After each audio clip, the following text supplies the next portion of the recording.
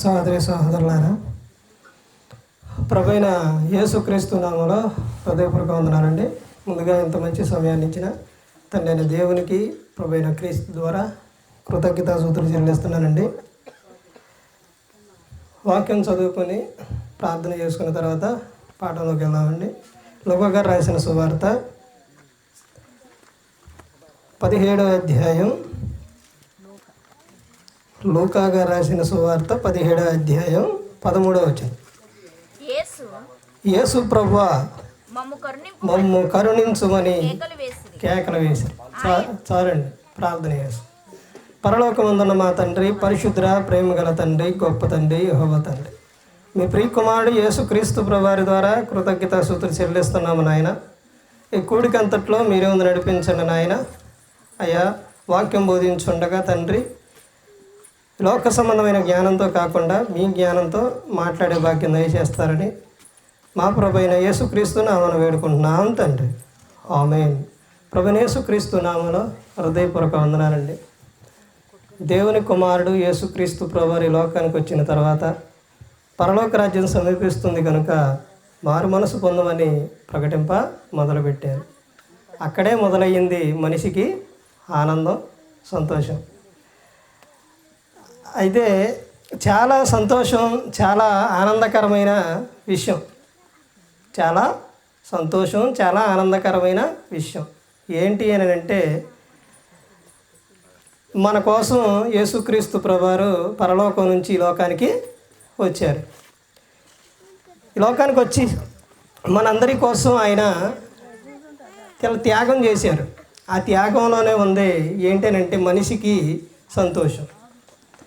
ఈ 25వ తారీఖు ఆ రోజు కానీ అంత మునుపు కానీ చెప్పే విషయాలు ఏం చెబుతారు, ఏం చదువుతారు అంటే, క్రీస్తు పుట్టుక ప్రజలందరికీ మహా సంతోషకరమైన సువర్తమానం. అంటే ప్రజలందరికీ ఏంటనంటే సంతోషం. యేసుక్రీస్తు ప్రభువారు లోకానికి వచ్చింది ఎందుకనంటే ప్రజలందరికీ సంతోషాన్ని ఇవ్వడానికి. అదే సంవత్సరాలు గడుచుచుండగా ఆయన మనకు ఏం చేస్తున్నారనంటే మనలను కాపాడుతూనే ఉన్నారు. అయితే దేవుడు చేసిన మేలులు, పాఠం పేరు చెప్పాలి కండి. దేవుడు చేసిన మేలులకు కృతజ్ఞతగా ఏం చేయాలి అనే విషయం కృతజ్ఞత కూడిక నాడు చెబుతారు. అయితే ఇప్పుడు ఏంటి అని అంటే, దేవుడు ప్రతి ఒక్కరి జీవితంలో ఏం చేస్తున్నారనంటే మేలులు చేస్తూనే ఉన్నారు. చెయ్యలేదా అనేది ఎవరికి లేదనమాట. అందరినీ కాపాడుతూనే ఉన్నారు. నాకు మేలు చేయలేదు అనేవారు భూమి మీద లేరు. ఎందుకనంటే ప్రతి ఒక్కరిని కూడా కాపాడారు. నాకు మేలు చేయలేదు అనేవాళ్ళు ఉన్నారా? లేరు, ఉండరు. ఎందుకనంటే అలా ఉన్నారు అని అంటే వాళ్ళు ఆ విషయాలన్నీ ఇప్పుడు వద్దులే కానండి. దేవుడు అందరికీ కూడా మేలులు చేశారు. యేసుక్రీస్తు ప్రభువారు ఈ లోకానికి వచ్చింది ఎందుకు అని అంటే అందరినీ పరలోకం చేర్చడానికి. అయితే యేసుక్రీస్తు ప్రభువారు ఈ లోకానికి వచ్చిన తర్వాత జరిగిన విషయాలు వేరే జరిగినాయి. వచ్చిందేమో అందరిని అక్కడ చేర్చడానికి, అసలు ఆ విషయాలు చెప్పి ఆ వాక్యానుసారంగా మీరు అలా ఉండాలి, అలా నడవాలనే విధానాన్ని ఆయన చూపించడానికి తండ్రి చెప్పిన మాట ప్రకారంగా వచ్చారు. వచ్చిన తర్వాత ఈ లోకానికి వచ్చిన తర్వాత జరిగిన విషయం వేరు. ఏం జరిగినాయి ఈ లోకానికి వచ్చిన తర్వాత? అప్పుడు ఇప్పుడు జరుగుతున్న విషయం ఇదే. అప్పుడు జరుగుతున్న విషయం అప్పుడు జరిగింది అదే, ఇప్పుడు జరిగింది అదే. అయితే అప్పుడు యేసుక్రీస్తు ప్రభువారు చెప్పారు, అప్పుడు తర్వాత చెప్పించారు, ఆ తర్వాత అప్పుడు చేశారు.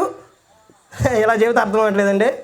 ఏం చేశారు, ఏం జరిగిందంటే, యేసుక్రీస్తు ప్రభువారు వచ్చిందేమో మనిషికి ఆత్మ సంబంధమైన విషయాలు చెప్పి, ఇదిగో ఇలా ఉంటే పరలోకం చేరతారు అని చెప్పడానికి వచ్చారు యేసుక్రీస్తు ప్రభువారు. కానీ జరిగిన విషయం ఏంటంటే, ఆయన వచ్చిన తర్వాత ఎక్కడైతే కూడిక ఎక్కడైతే ఈ పెట్టారో అక్కడకు జనం ఎలా వచ్చేవారంటే బాగానే వచ్చేవారు, గుంపులు గుంపులుగా వచ్చారు.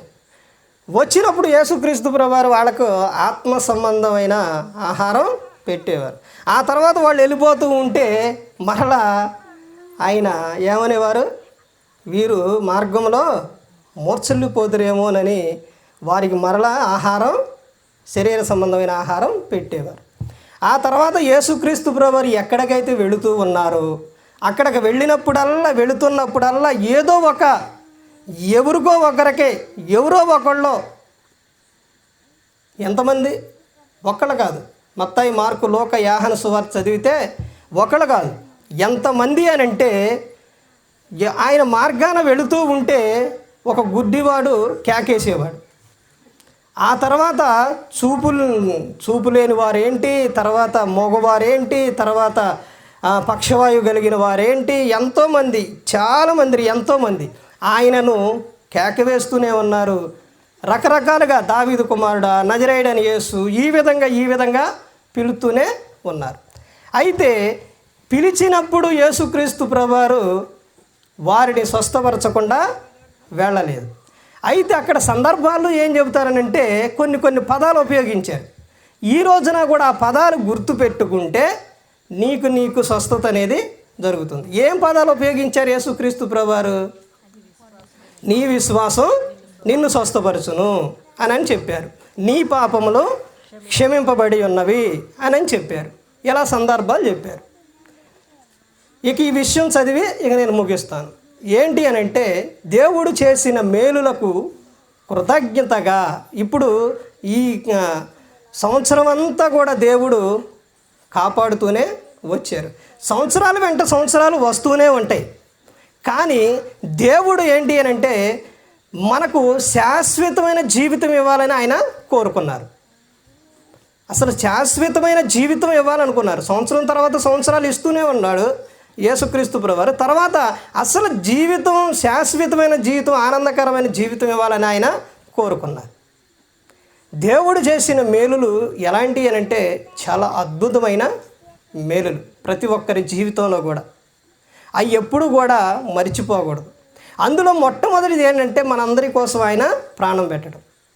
ఇక్కడ యేసుక్రీస్తు ప్రభువారు వెళుతూ ఉంటే 10 మంది కుష్ఠరోగులు ఏం చేశారు? యేసు ప్రభువా మమ్మును కరుణించమని కేకలు వేశారు. ఈ సందర్భం అందరికీ కూడా తెలిసింది. కేకలు వేసినప్పుడు యేసుక్రీస్తు ప్రభువారు వారిని మీరెళ్ళి యాజకులు కనపరుచుకోమంటాం, తర్వాత వాళ్ళు వెళుతూ ఉంటే వారికి స్వస్థత కలగటం, ఆ తర్వాత కలిగిన తర్వాత ఎంతమంది కలిగితే ఎంతమంది గుర్తుపెట్టుకున్నారు? ఒక్కళ్ళు గుర్తుపెట్టుకున్నారు. 10 మందిలో ఒక్కళ్ళు గుర్తుపెట్టుకున్నారు. ఎంతోమంది ప్రజలు ఎంతమంది గుర్తుపెట్టుకున్నారండి? అలా ప్రతి ఒక్కరూ కూడా ఆయనకు కృతజ్ఞతాస్తుతులు చెల్లిస్తే ఎంత బాగుంటుందండి. అందరికీ మేలు చేశారు. నీ అనారోగ్యం నుంచి నిన్ను స్వస్థపరిచారు, నీ బాధల నుంచి నిన్ను విడిపించారు, ప్రతి ఒక్క విషయంలో నిన్ను కాపాడారు. ఈయన మాత్రం ఒక ఆయన తిరిగి వచ్చి అలా కృతజ్ఞతాస్తుతులు చెల్లించినందుకు యేసుక్రీస్తు ప్రభువారు అక్కడ జరిగిన విషయం చూడండి, ఏమని చెబుతున్నారు కింద, ఈ అన్నుడు తప్ప దేవుని మహిమపరచుటకు. కృతజ్ఞతాస్తుతులు అంటే చెల్లించడం అంటే దేవుణ్ణి ఏంటండి? ఏంటి చెల్లించడం అంటే? దేవుణ్ణి మహిమపరచడం. మహిమ ఆయన తిరిగి వచ్చినందుకు దేవుణ్ణి మహిమ వచ్చిందని చెబుతాడు అక్కడ యేసుక్రీస్తు ప్రభువారు. మహిమపరచుటకు తిరిగి వచ్చిన వాడు ఎవడను అగపడలేదని చెప్పి నీవు లేచిపొమ్ము, నీ విశ్వాసం నిన్ను స్వస్థపరిచినని వానితో చెప్పాను. చూసారండి, దేవుడు తన జీవితంలో చేసిన మేలు ఆయన మర్చిపోకుండా తిరిగి వచ్చి ఆయనకు కృతజ్ఞతాస్తుతులు చెల్లించారు. అదే ఇంకా ఏం చెబుతారంటే చాలా విషయాలు ఉన్నాయండి. దేవుడు చేసిన మేలులకు కృతజ్ఞతగా చెప్పడం అనేది బైబిల్ గ్రంథంలో చాలా విషయాలు ఉన్నాయి. ఒకటి, రక్షణ పాత్ర చేత పట్టుకొని మనం చెప్పటం, ఇదే రక్షణ పాత్ర. అనేకులకు క్రీస్తుని గురించి చెప్పటం, దేవుడు చేసిన మేలులు. అంటే ఆయన మేలు చేస్తేనే చెబుతారా? మేలు చేస్తేనే చెబుతారని అంటే ఆయన గురించి చెప్పాలి. ఎట్టయినా కానీ క్రీస్తుని గురించి చెప్పాలి. ఎందుకనంటే మనంతగా ప్రేమించారు. అందుకని దేవుడు చేసిన మేలులు ఎప్పుడు కూడా మర్చిపోకుండా ఆయన యందే ఉన్నప్పుడు మనకు ఆనందం, ఆయన కూడా ఆనందం ఇస్తారనమాట. మరి ఈ విధంగా నిలబెట్టి మాట్లాడించిన తండ్రి అనే దేవునికి కృతజ్ఞతాస్తుతులు చెల్లిస్తూ, మరి ఇంతవరకు శ్రద్ధగా ఉన్న మీకు ఈ అవకాశం ఇచ్చిన సేవకులకి ప్రభు పేట హృదయపూర్వక వందనాలు చెల్లిస్తూ ఈ మాటలు ఇస్తున్న అందరికీ వందనాలు.